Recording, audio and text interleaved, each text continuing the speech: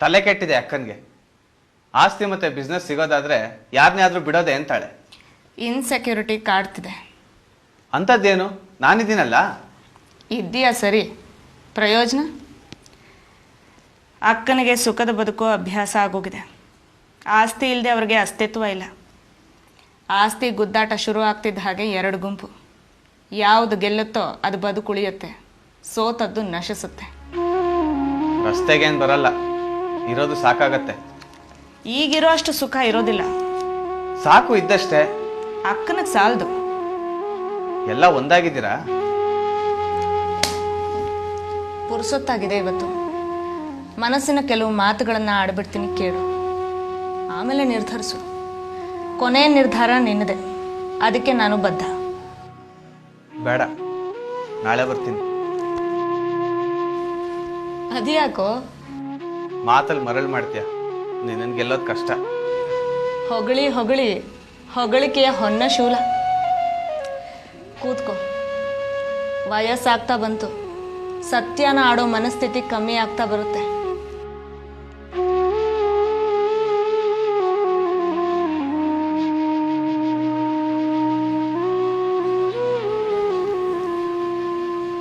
ನಿನ್ನನ್ನು ತುಂಬ ಪ್ರೀತಿಸ್ತೀನಿ. ಆಸ್ತಿ ಅಂತಸ್ತು ಅವೆಲ್ಲ ಬೇರೆ. ಅದೆಲ್ಲ ಬಿಟ್ಟು ಕೂಡ ಬಹಳ ಪ್ರೀತಿಸ್ತೀನಿ. ಪ್ರೀತಿಯ ಒಂದು ನವಿರಾದ ಭಾವ ಮನಸ್ಸಿನಲ್ಲಿ ಬಂದಾಗೆಲ್ಲ ಒಂದು ವಿಷಾದದ ಛಾಯೆ ಕಾಡುತ್ತೆ.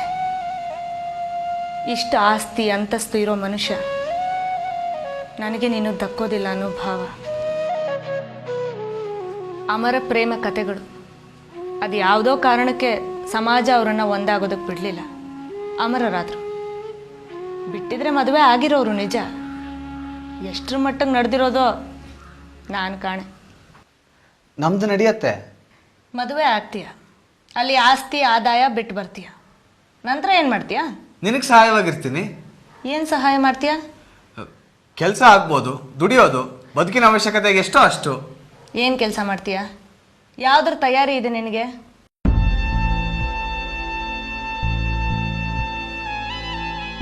ಮನೆಯಲ್ಲೂ ನೀನು ಸಹಾಯ ಅಲ್ಲ, ಹೊರಗಿನ ಕೆಲಸದಲ್ಲೂ ಸಹಾಯ ಅಲ್ಲ. ನಿನಗೆ ಅಲ್ಲಿಯ ಭಂಡಾರದ ಮೇಲೆ ಹಿಡ್ತಾ ಇದ್ದು ಅಲ್ಲಿಂದ ಖರ್ಚು ಮಾಡೋ ಅಧಿಕಾರ ಇದ್ದಿದ್ರೆ ನನ್ನ ಕನಸು ಸಮಾಜ ಸೇವೆ, ಅದಕ್ಕೆ ಸಹಕಾರ. ನಿನಗೆ ಒಂದು ಧನ್ಯತಾ ಭಾವ, ನೀನು ಪ್ರೀತಿಸಿದವಳು ಕೆಲಸಕ್ಕಾದೆ ಅಂತ. ನನಗೂ ಒಂದು ಸಂತೋಷ, ನನ್ನನ್ನು ಪ್ರೀತಿಸಿದವನು ಪ್ರಯೋಜನಕ್ಕೆ ಬಂದ ಅಂತ. ಮೀರದೇನಿದೆ ಹೇಳು? ಹಣ ಅಧಿಕಾರ ಇಲ್ಲ ಅಂದರೆ ನಾನು ಬೇಕಿಲ್ಲ ಅನ್ನೋ ಪುರಾಣ. ಶಂತನು ಪ್ರೀತಿಸ್ದ. ಅಧಿಕಾರ ನಿನ್ನ ನಂತರ ನನ್ನ ಪೀಳಿಗೆಗೆ, ಇಲ್ಲದಿದ್ದರೆ ಪ್ರೀತಿ ಪ್ರೇಮ ಈ ನದಿ ದಂಡೆಗೆ ಮುಗ್ದು ಹೋಗ್ಲಿ ಅಂದ್ಲು. ರಾಜನ ಹೆಂಡತಿ ಆಗಬೇಕಾದವಳೆ ಆ ಮಾತಾದ್ಮೇಲೆ ನನ್ನದೇನು ಹೇಳು? ಸ್ವಾರ್ಥ. ಆಯ್ತಪ್ಪ, ಅಷ್ಟು ಸ್ವಾರ್ಥ ಬೇಡ. ಮದುವೆ ಆಗ್ತೀವಿ, ಒಂದೋ ಎರಡೋ ಮಕ್ಕಳು ಆಗ್ತವೆ. ಅವುಗಳ ಬದುಕು ನಾನಿಲ್ವಾ? ಏನು ಮಾಡ್ತೀಯ ನೀನು? ಕೂಲಿ ನಾಲಿ ಮಾಡಿ ಸಾಕ್ತೀನಿ. ಚರಿತ್ರೆ ಓದಿ ತಿಳ್ಕೋಬೇಕು. ದೇಶದಲ್ಲಿ ರಾಜ ಮಹಾರಾಜರು ತುಂಬಿದ್ರು. ರಾಜ್ಯ ಹೋಯ್ತು, ಪಟ್ಟ ಹೋಯ್ತು. ಭಂಡಾರದ ಮೇಲೆ ಬದುಕಿದವರು ಸರ್ಕಾರದ ಮೇಲೆ ಬದುಕೋದಕ್ಕೆ ಶುರು ಮಾಡಿದ್ರು. ಸರ್ಕಾರ ಕೊಡೋದನ್ನು ನಿಲ್ಲಿಸ್ತು. ದುಡಿಬೇಕಲ್ವ? ಯಾರು ದುಡಿದ್ರು? ರಾಜಕೀಯ ಕೇಳಿದ್ರು, ಪ್ರಜೆಗಳ ಮೇಲೆ ಬದುಕಿದ್ರು. ಪ್ರಕೃತಿಯಲ್ಲಿ ಬದುಕೋದು ಸ್ವಾಭಾವಿಕ, ಆದರೆ ದುಡಿದು ಬದುಕೋದು ಅಸ್ವಾಭಾವಿಕ. ದುಡಿಯೋದಕ್ಕೆ ತಯಾರಿ ಬೇಕು, ಮನಸ್ಥಿತಿ ಬೇಕು, ಅಭ್ಯಾಸ ಬೇಕು. ಅದು ಯಾವುದು ನಿನಗಿಲ್ಲ.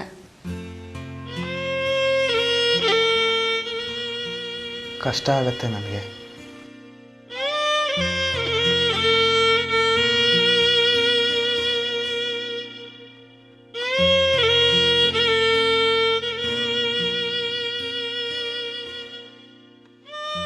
ನನಗೂ ಏನು ಸುಲಭ ಅಲ್ಲ.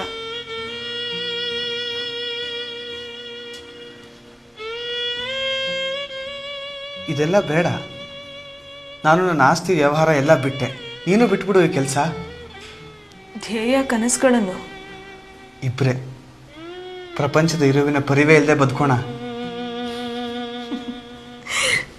ನೀಲಿ ಆಕಾಶ, ಸ್ವಚ್ಛ, ಚುಮು ಚುಮು ಬೆಳಕು, ತಂಗಾಳಿ, ಮುದವಾದ ಮನಸ್ಸು, ಜೋಡಿ ಹಕ್ಕಿಗಳು ಹಾರೋದು ಅಂತೀಯ.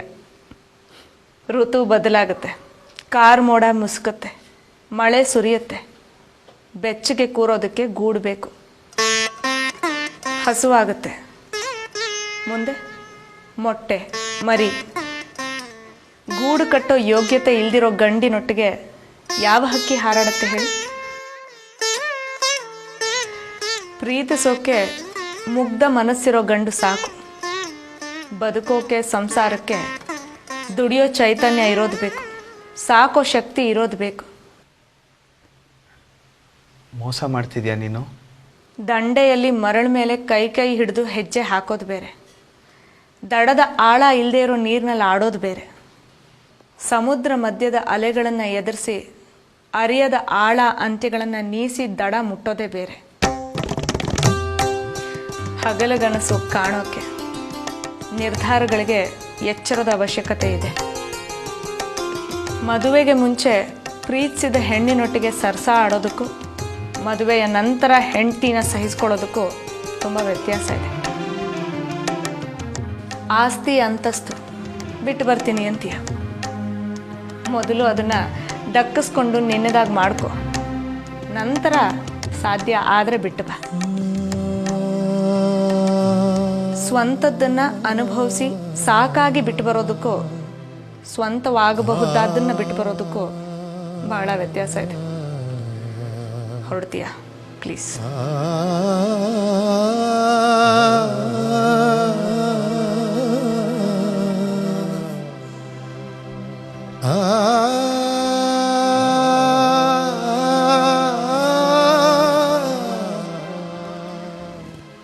ಸುಖವಿತ್ತು ಈ ನಿಲ್ದಾಣದಲ್ಲಿ,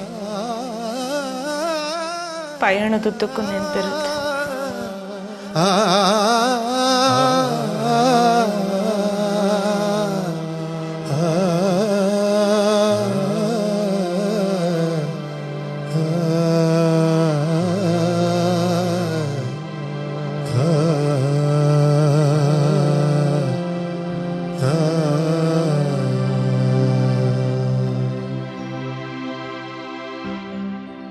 ಜೀವಭಾವಗಳ ನೋವು ನಲಿವುಗಳ ರಿಂಗಣ ಚಿರಂತನ ಅಂತರಂಗದ ಅಂತರಾಳದಲ್ಲಿ ಮಂಥನ ಮಂಥನ ಮಂಥನ.